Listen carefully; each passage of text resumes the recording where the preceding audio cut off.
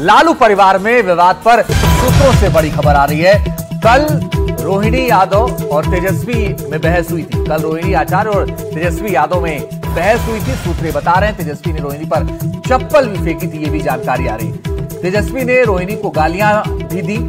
सूत्रों का दावा है कि तेजस्वी ने रोहिणी को गालियां दी। हार की समीक्षा जिम्मेदारी को लेकर यह बहस शुरू हुई थी और उसके बाद यह बहस कहां पहुंच गई, ये आप अंदाजा लगाइए। तो कल तेजस्वी यादव और रोहिणी आचार्य में जो बहस हुई, उसके बाद रोहिणी आचार्य ने एक एक करके जो ट्वीट किया है वो आपके सामने है, वो हम आपके सामने रख रहे हैं। और आप देखिए रोहिणी आचार्य ने गंभीर आरोप लगाए हैं ट्वीट के जरिए।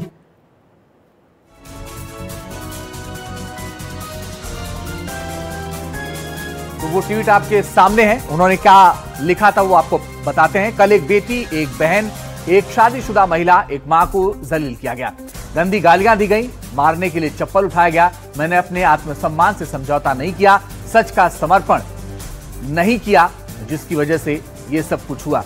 मारने के लिए चप्पल उठाई गई। आप एक एक करके देखते जाइए कि क्या आरोप उन्होंने लगाए हैं। मैंने अपने आत्मसम्मान से समझौता नहीं किया, सच का समर्पण नहीं किया। आगे उन्होंने लिखा सिर्फ और सिर्फ इस वजह से मुझे बेइज्जती झेलनी पड़ी।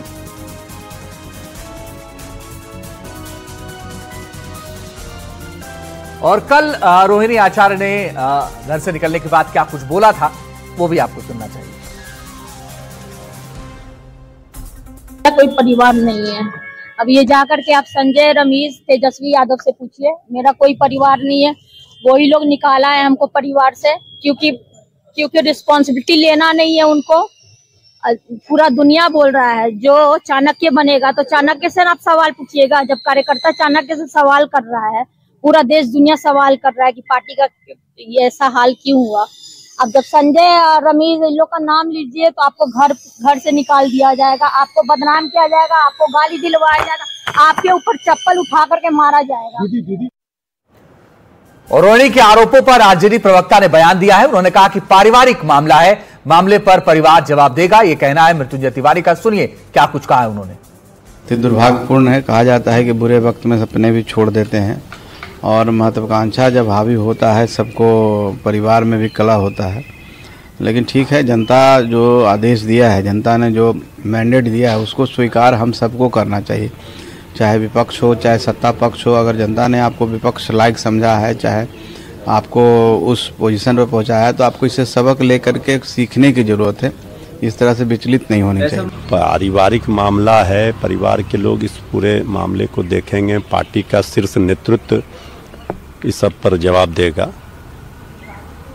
अभी चूंकि इस तरह से चुनाव परिणाम आने से अभी 48 घंटे भी नहीं हुए, सारे चीज़ों पर नेतृत्व की नज़र है और जब भी समीक्षा होगी तो कारणों का पता किया जाएगा। करना भी चाहिए कि आखिर कहाँ चूक हुई, कहाँ गलती हुई। और रोहिणी आचार्य का नया ट्वीट आ गया है। उन्होंने नए ट्वीट में लिखा कि कल मुझे गाली दी गई, मुझे कहा गंदी किडनी लगवा दी, किडनी के पैसे लेने का आरोप लगाया गया। रोहिणी आचार्य का नया ट्वीट आ गया। उन्होंने क्या लिखा है ये मैं आपको पढ़ के बताता हूं।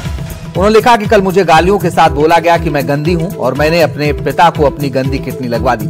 करोड़ों रुपए लिए, टिकट लिया, तब लगवाई गंदी किडनी। सभी बेटी बहन जो शादीशुदा हैं उनको मैं बोलूंगी कि अब आपके मायके में कोई बेटा भाई हो तो भूलकर भी अपने भगवान रूपी पिता को भी नहीं बचाएं।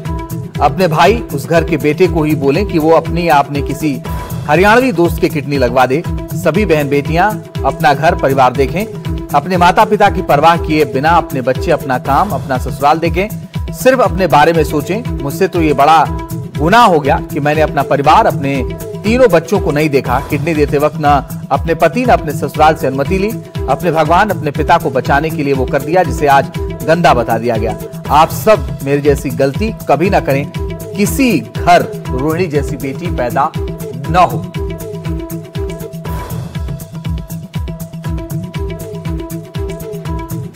और लालू परिवार में विवाद पर बीजेपी और जेडीयू ने निशाना साधा है। जेडीयू नेताओं ने कहा कि लालू परिवार में महिलाओं का सम्मान नहीं है, तो ये बिहार की महिलाओं का क्या सम्मान करेंगे। इस तरह से परिवार में लगातार और एक दो व्यक्ति के कारण लालू जी का परिवार बिखरता जा रहा है, टूटता जा रहा है, किसी को भी अच्छा नहीं लगेगा। और मैं भी चाहता हूं कि जो परिवार बिखर रहा है, टूट रहा है, और किसी व्यक्ति के चलते अगर बिखर रहा है, टूट रहा है, तो ये उचित नहीं है। परिवार अगर अपना बेटा बेटी है, कोई भी है, तो निश्चित रूप से परिवार मिलकर रहना चाहिए, बिखरना नहीं चाहिए। लालू जी की बेटी रोहिणी सबकी बेटी है। अगर उसके आंख से आंसू निकले हैं, अगर उसके मुंह से वेदना निकली है, आखिर लालू जी आपको किसने नजरबंद कर रखा है? राजनीतिक नजरबंद कहां है आप? भागलपुर जेल में बैठा हुआ दुर्दांत अपराधी रीतलाल के चुनावी प्रचार के लिए आप निकल सकते हैं, महुआ बाग में भ्रष्टाचार का किला बना सकते हैं, तो आखिर किसने रोक रखा है? उस बेटी की कराह पर आपका ट्वीट भी नहीं आ रहा है, आपका बयान भी नहीं आ रहा है। तो बिहार में माता पिता भरण पोषण अधिनियम लागू है लालू जी। कोई मैं व्यंग नहीं कर रहा हूं, सलाह दे रहा हूं। उम्र के चौथे पड़ाव पर अगर किसी ने नजरबंद कर दिया है, आप जिलाधिकारी पटना के यहां आवेदन दीजिए, लेकिन बेटी का कराह, बेटी की वेदना, यह लालू जी बहुत भारी पड़ेगा। लालू जी के परिवार का मामला है और मैं उस पर कुछ ज़्यादा टिप्पणी नहीं करना चाहता हूं, मगर ये बात सही है कि वहां पर अस्थिरता हो गई है, बहुत परेशानी हो रही है, और वही कारण है कि किसी एक व्यक्ति के चलते पूरा पार्टी और पूरा परिवार ख़त्म हो रहा है। जैसा कि आज रोहिणी जी ने ट्वीट के माध्यम से बताने का काम किया, तो उनका अंदरूनी मामला है। देखिए, उनके परिवार का मामला है, छोटी है, मेरे चुनाव में बहुत परिश्रम किया था, हो सकता है किसी प्रकार का निराशा हो, लेकिन मुझे लगता है कि राष्ट्रीय जनता दल और परिवार बिखरता जा रहा है और संकेत अच्छे नहीं। उन्होंने संजय यादव पे आरोप लगाया है। मुझे उनके पार्टी और उनके परिवार के बारे में कोई ऐसी टिप्पणी नहीं करनी है, लेकिन संकट राष्ट्रीय जनता दल पर बड़ा मंडरा रहा है और ये पार्टी पूरी तौर से अब बिखर चुकी है। बिहार में मंत्रिमंडल को लेकर सभी जो पार्टियां हैं जो शपथ लेंगी, उनके बीच फॉर्मूला तय हो गया है। 6 विधायक पर 1 मंत्री पद का फॉर्मूला संभव है। बिहार में जेडीयू कोटे से 14 मंत्री संभव है। बिहार में बीजेपी कोटे से 15 या 16 मंत्री बन सकते हैं। एलजेपीआर से 3 मंत्री बन सकते हैं। हम यानी मांझी की पार्टी से 1 और आरएलएम से 1 मंत्री संभव है।